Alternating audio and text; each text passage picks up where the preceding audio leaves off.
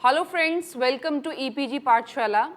I am Dr. Geeta Sachdeva, Assistant Professor, National Institute of Technology, NIT Kurukshetra. The module which I am going to cover, that is Organizational Effectiveness Part 2. Basically in this module, I will discuss with you about many approaches of organizational effectiveness. Under this, students will be able to understand the concept and meaning of organizational effectiveness. They will come to know about different approaches of organizational effectiveness.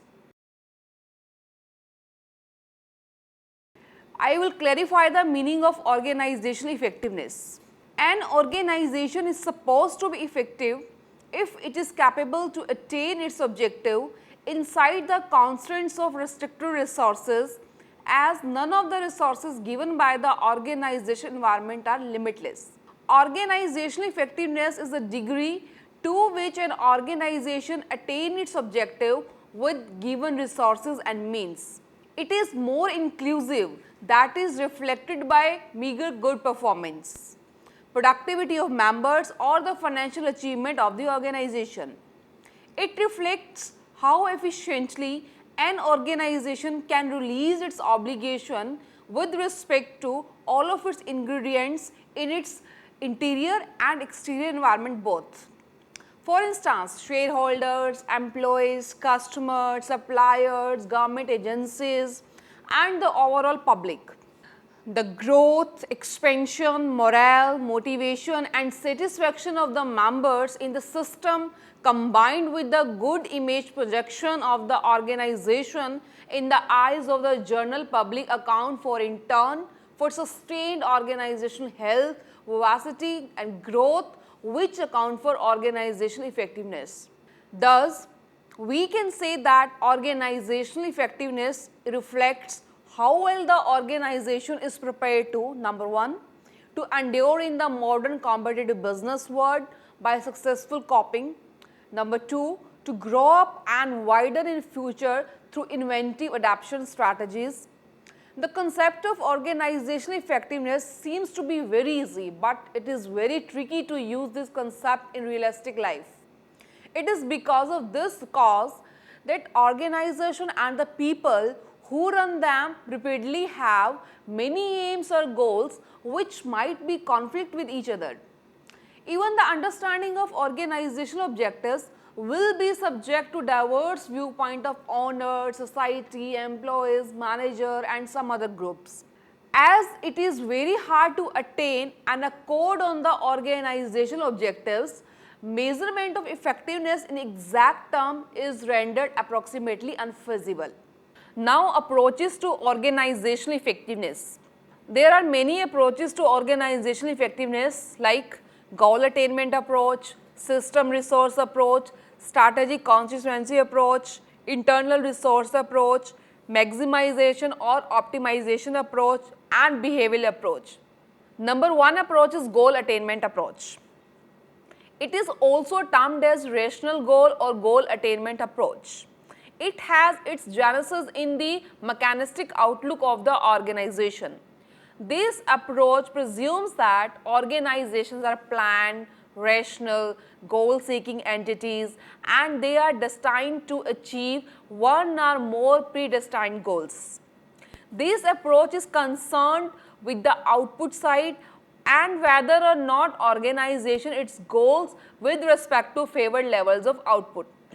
It sees effectiveness with regard to its inner organizational objectives and performance. Typical goal attainment factors comprise profit and efficiency maximization. Grounded on the goal model, a psychologist goes on further and affirms that the traditional indexes such as productivity and profit are not sufficient for calculating organizational effectiveness. According to him, an organization should be assessed in terms of number one, the degree to which it is prolific, cost effective and self-maintaining, etc. The degree to which it is of worth to its members. The degree to which it and its members are of worth to society. Therefore, a lot of criterion for organizational effectiveness based on goals has been projected. Though none of the sole criterion has proved to be completely satisfactory as the only or universe measure. There are some limitations of goal attainment approach as it is the most frequently used approach for calculating effectiveness because it looks like closely the basic survival of the organization, that is goals. Though there are certain problems, both theoretical as well as practical, in implementing goal approach as a criterion for organizational effectiveness.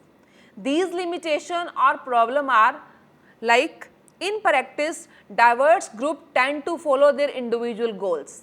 The goal approach, which is grounded on the position of agreement on goal amongst organizational members, therefore does not hold well in actuality.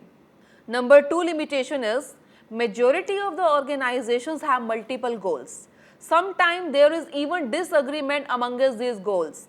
If at a single point of time all goals are followed, then there will be confusion in the organization and efforts of the employee will be directionless, as it is not easy to follow all the goals concurrently. The basic question remains which goal should be given main concern. Next limitation is in an organization there are many subunits and even larger number of persons. It might be very hard to measure and judge the performance of all the subunits and the individuals. If the performance cannot be measured, the measurement of the effectiveness will create a lot of complexities. It is very hard to implement goal attainment approach in service organizations like clubs, schools, hospitals, etc. because their goals are intangible. Goal approach can be discarded as a tool of organizational effectiveness because of two grounds. Number one, as goals as ideal state do not provide the feasibility of realistic assessment. Number two, goal as cultural entities happen external to the organization as a social system and cannot randomly be attributed as property of the organization itself.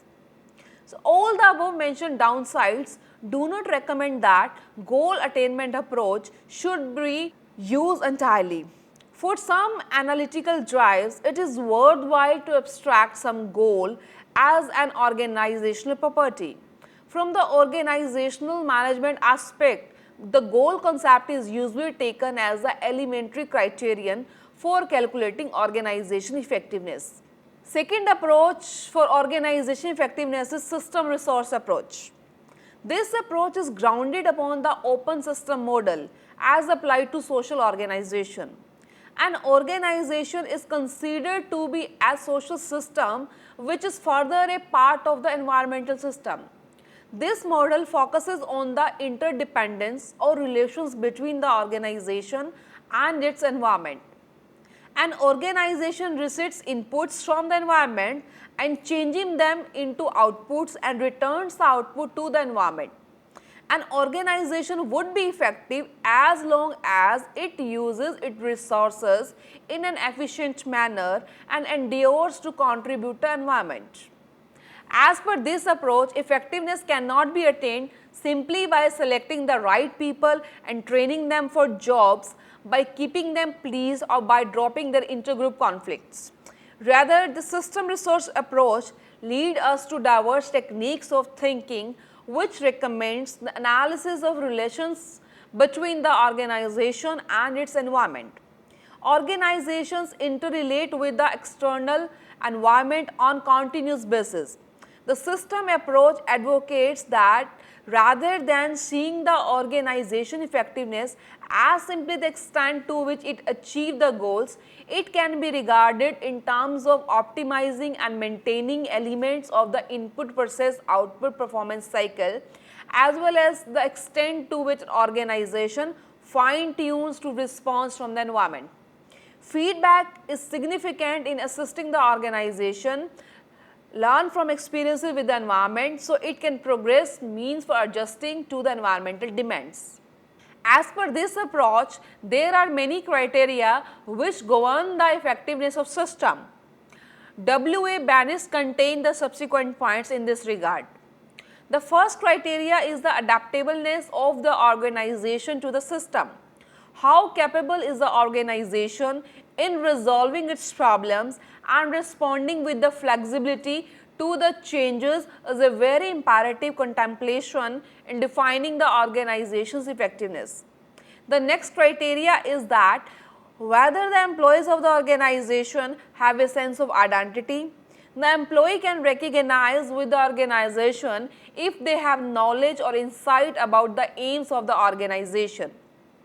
It is also very vital to identify how the outsiders notice them. The organizational effectiveness would also depend upon the capability of the organization to test authenticity.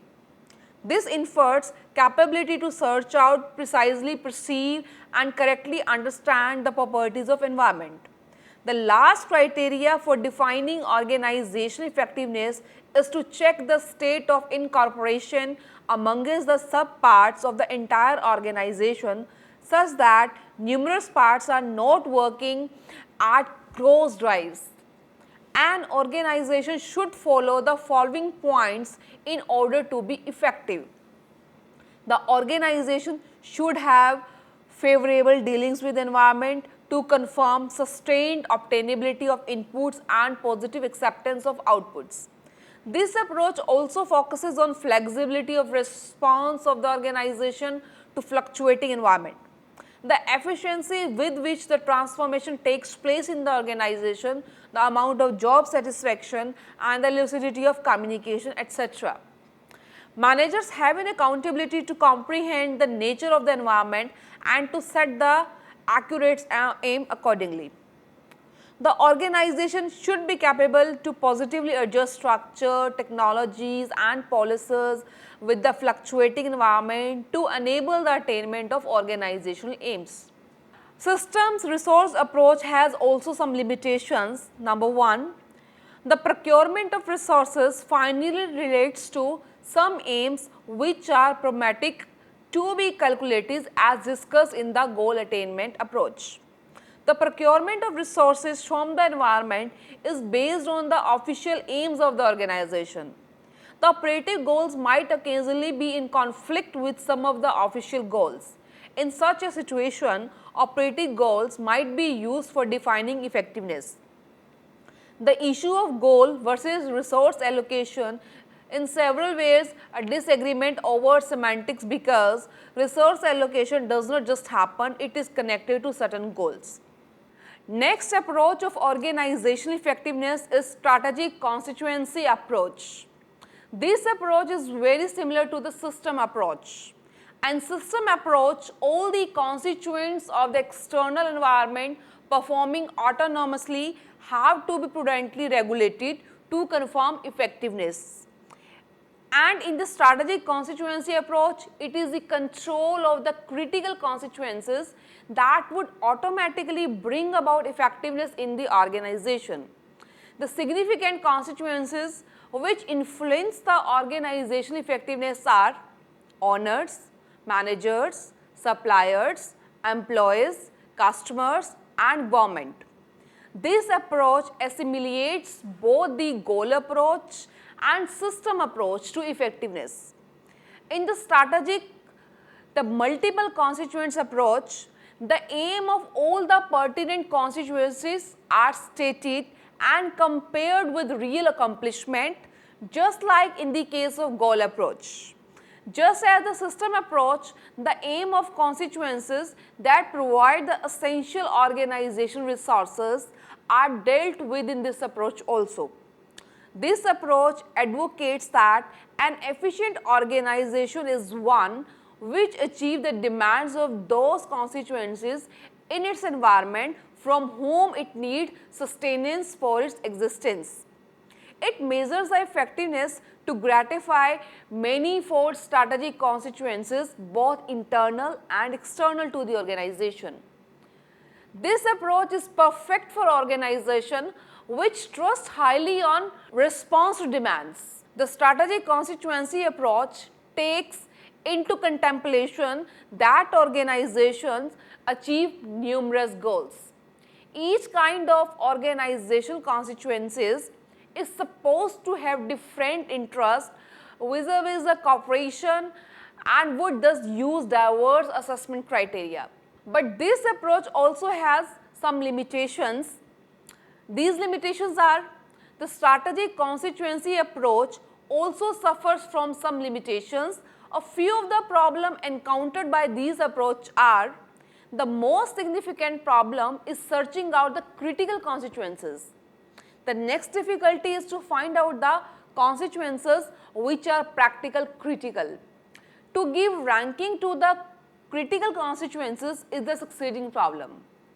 It can be very tough to allocate weights to each critical constituencies.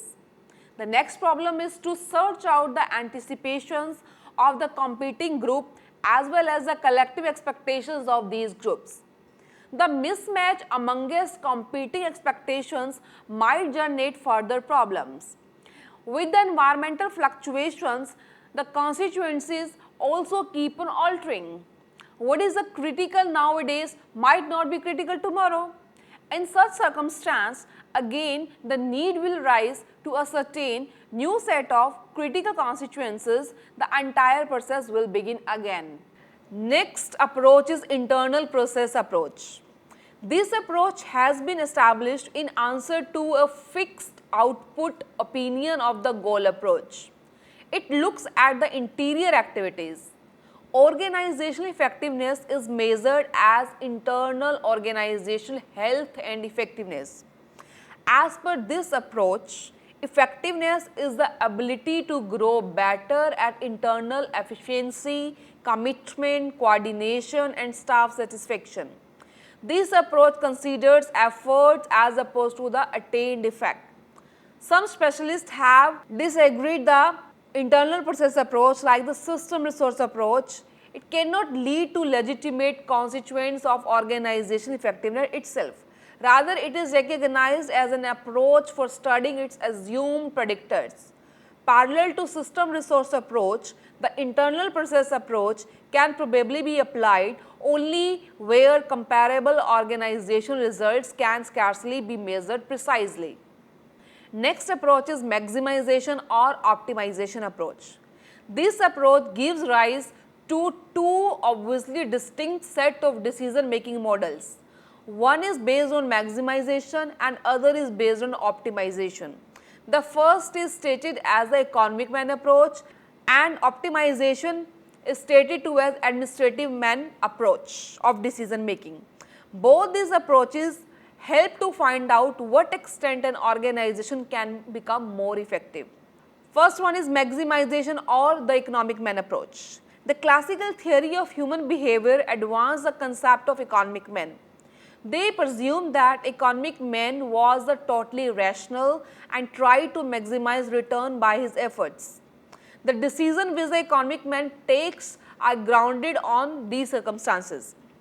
The economic man makes his decision in terms of mean ends relationships. His decisions are totally sensible as he always ascertains obviously the ends which he wants to reach and the sources which are obtainable for his aim. Next is a complete and reliable system of preferences is there which lets the economic man to make a choice amongst options. He has full information and understanding about the choices out of which he has to select. Limitless number of calculations can be done to determine the best options. In business organization, the decision of the economic man would be fixed towards goal attainment, which is usually profit maximization. The state of maximization is not every time probable because of two basic problems in maximization of organizational effectiveness. These problems are: maximization of effectiveness, even if promising, is not in the best interest of the organization, rather it would be damaging from long run point of view. If the organization goes beyond the optimal point, it would jeopardize itself because of the exhaustion of resources producing environment or the deflation of resources or because generation of a strong organized opposition force in the environment which would deteriorate the organization's bargaining position. Therefore, a short-run achievement might end into long-run losses. Optimization or administrative man approach. It is in contrast to economic man approach. In contrast to flawless prudence of economic man, this approach focuses on optimization in decision making, which gratifies the administrative man. That is why he efforts for suitable alternatives only. Herbert A. Simon, who has established the concept to the economic man, has defined the succeeding behavior in decision-making process. In choosing amongst dissimilar alternatives, the administrative man efforts to look for the one which is acceptable or good enough. He identifies the fact that the word he considers is a drastically simplified model of the word. He is but gratified with this simplification because he considers that the word is generally empty. Because he gratifies rather than maximizes, he can make his selections without first determining all feasible alternatives and without ascertaining that these are in fact all the alternatives. Because he treats the word as rather empty, he is capable to make decisions with comparatively easy rule of thumb or tricks of the trade or form forces of habit. These methods do not make unbearable demands upon his capability for thought. Optimization therefore characterizes the actual state of decision-making behavior as against the maximization, which signifies very imaginary position to help in the analysis of economic theory. Because of this cause, people have stressed this approach both in economic theory as well as in organization theory. Next approach is behavioral approach.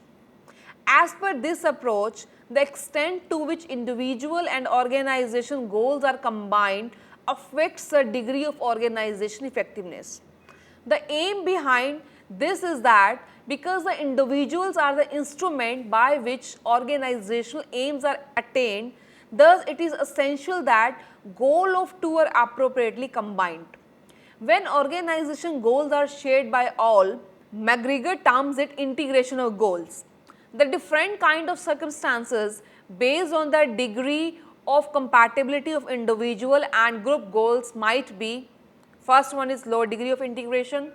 When there is low degree of integration of organizational and individual goals, the degree of blending would be low and effectiveness would also be low.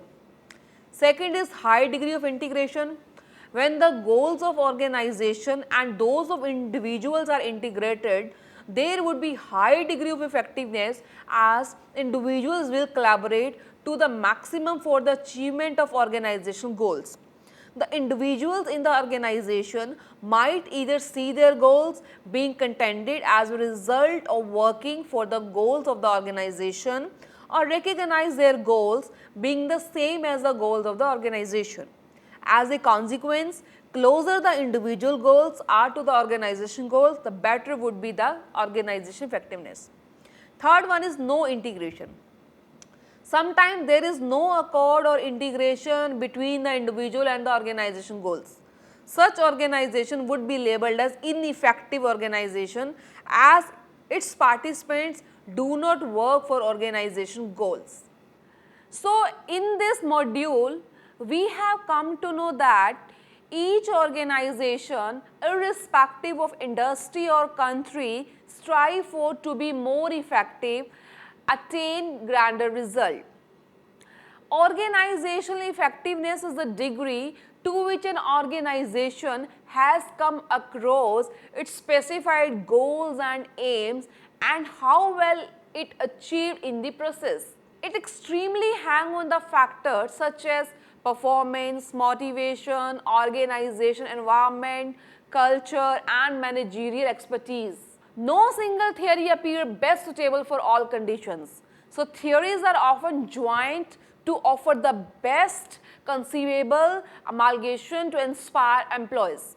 Organizational researchers have yet to settle on a suitable definition of effectiveness, achieve a common agreement on its assessment. Numerous approaches to organizational effectiveness have been developed. All have their limitations. 6 approaches to organizational effectiveness are goal attainment, system resource, strategy, consequences, internal process, maximization or optimization and behavioral approach have their different usage in different circumstances. But all above mentioned approaches represent some limitations also. Moreover, these approaches might be used as a guide for choosing appropriate criteria. However, we should recognize that an effective organization is finally dependent upon its social system. So, this was about organization effectiveness approaches, and in this module there are some important points which must be considered. Number one is like organizational effectiveness is an inclusive approach. An organization is supposed to be effective if it is capable to attain its objective inside the constraints of restricted resources. There are many approaches to attain effectiveness in the organization. No single approach is suitable for different kind of situations. Effective organization is finally dependent upon its social system. Thank you.